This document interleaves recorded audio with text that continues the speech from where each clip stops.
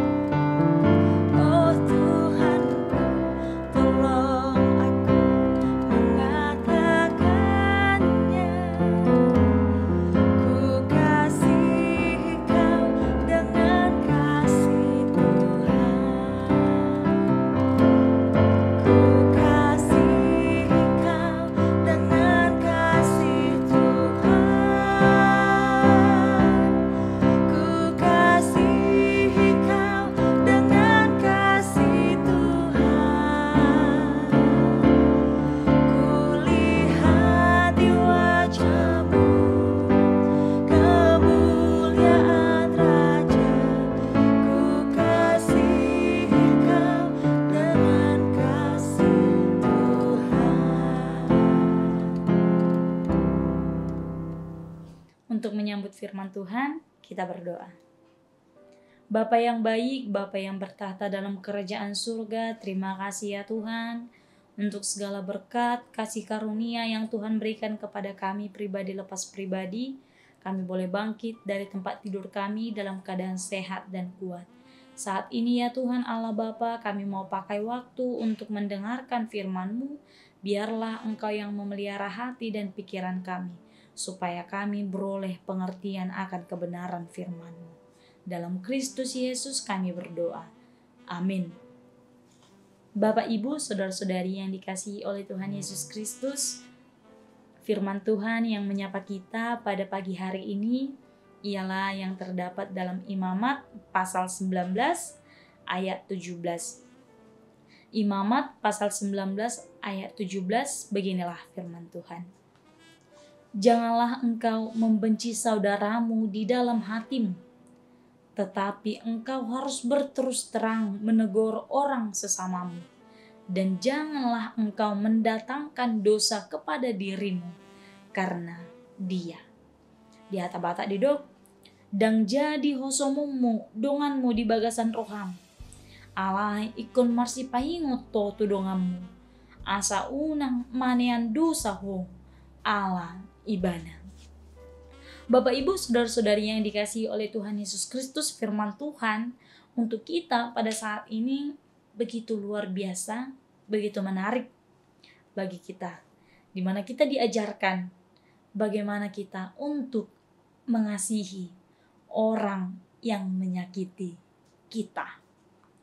Ketika kita disakiti, kita dijahati, atau kita diperlakukan secara tidak adil oleh orang lain, pasti kita cenderung untuk mau melakukan pembalasan atau mau balas dendam kepada orang yang menyakiti hati kita. Seringkali kita ketika sudah disakiti, sudah dijahati, dan kita mau merencanakan, pokoknya saya harus balas dendam kepada dia. Terlalu sakit hatiku. Mungkin itu yang sering ada dalam pikiran kita. Namun Bapak, Ibu, Saudara-saudari yang dikasihi oleh Tuhan Yesus Kristus, kita mau melihat sebagai orang yang percaya kepada Kristus, layakkah kita untuk balas dendam kepada orang-orang yang menyakiti kita? Layakkah kita untuk memendam perasaan itu, perasaan yang disakiti itu? Layakkah kita untuk memendamnya? Layakkah kita untuk memelihara dendam di dalam diri kita? Dendam itu adalah hal yang sangat dibenci oleh Tuhan. Dan ini menjadi bagian dari pelanggaran terhadap firman Tuhan. Dendam berarti menyimpan akar pahit, menyimpan sakit hati, dan juga menyimpan kebencian terhadap orang lain. Janganlah engkau membenci saudaramu di dalam hatimu. Itu yang dikatakan dalam firman Tuhan kita. Dikatakan janganlah engkau membenci saudaramu di dalam hatimu, tetapi engkau harus berterus terang menegur orang sesamamu, dan janganlah engkau mendatangkan dosa kepada dirimu karena dia. Jadi Bapak Ibu saudara-saudari yang dikasihi oleh Tuhan Yesus Kristus, ketika kita tadi sudah disakiti, tapi kita tidak menegur, dan kita memelihara dendam itu di dalam diri kita, maka kita mendatangkan dosa bagi diri kita karena perbuatan saudara kita. Maka di sini dikatakan, janganlah engkau mendatangkan dosa kepada dirimu karena dia. Artinya jangan memelihara dendam itu, tapi kasihi dia. Kasihi orang-orang yang menyakitimu. Doakan orang-orang yang menyakitimu. Biarlah dia berubah. Serahkan dia kepada penciptanya. Serahkan dia kepada Tuhan yang menciptakan dia. Maka tidak ada lagi seharusnya dendam. Orang yang mendendam pasti memiliki hati yang tidak bersih. Dan biasanya pikirannya pun juga akan dipenuhi dengan rencana-rencana yang jahat. Semakin kita mendendam, semakin kita dibawa pada tindakan jahat, pada perbuatan jahat, maka semakin kita menjauh dari Tuhan. Bapak Ibu saudara-saudara yang dikasihi oleh Tuhan Yesus Kristus, memiliki dendam terhadap orang lain sama artinya belum bisa mengampuni kesalahan orang lain. Firman Tuhan dalam Matius pasal 6 ayat 14 sampai 15 menegaskan bahwa jika kita tidak mampu mengampuni orang lain, maka Bapa di surga juga tidak akan mengampuni kesalahan kita. Tapi lihatlah, siapakah kita yang berani memelihara dendam sekalipun kita disakiti oleh orang-orang yang berada di sekitar kita? Siapakah kita? Layakkah kita memelihara dendam itu? Bukankah Yesus sendiri datang untuk menebus kita? Banyak yang menjelek-jelekkan Yesus, banyak yang memfitnah, banyak yang mencobai Yesus, tapi Dia datang untuk membebaskan orang-orang itu. Artinya Yesus sendiri pun tidak memelihara dendam itu. Maka itulah yang perlu untuk kita jadikan role model dalam kehidupan kita. Kita harus mengetahui, saudara-saudara, bahwa dendam tidak pernah membawa kepada kebaikan. Sebaliknya, dia hanya akan membuat hidup kita menderita. Kita akan semakin sulit.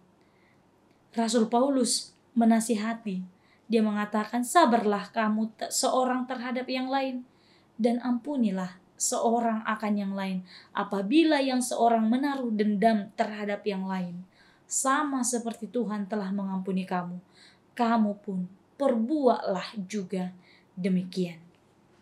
Kiranya Kristus memberkati kita sekalian.